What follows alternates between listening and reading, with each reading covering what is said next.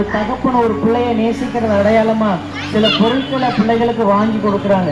அதே போல இயேசு இந்த ஒரு உண்மையான தெய்வம் இருக்காங்க. அந்த உண்மையான தெய்வம் மனுஷனை நேசிக்கிறாங்க. அதுக்கு அடையாளமா அந்த ஜீவனையே இந்த உலகத்துக்காக மனுஷனுக்கு அதை கொடுத்தாரு.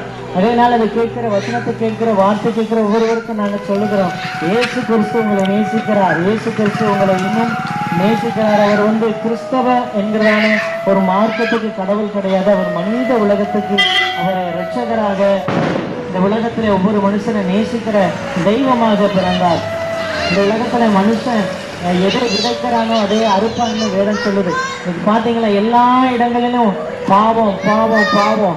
சின்ன வயசுல இருந்து பெரிய வயசு வரை பாத்தீங்கன்னா போதையினாலும் பல விதமான தவறான பழக்கத்தினாலும் மனுஷன் அடிமைக்கப்பட்டிருக்கான். மேல நம்ம போடுகிற உடைகள் நமக்குள்ள இருக்கிற பாவலுக்கு ஒரு நாள் அது நிவர்த்தி செய்ய முடியாது.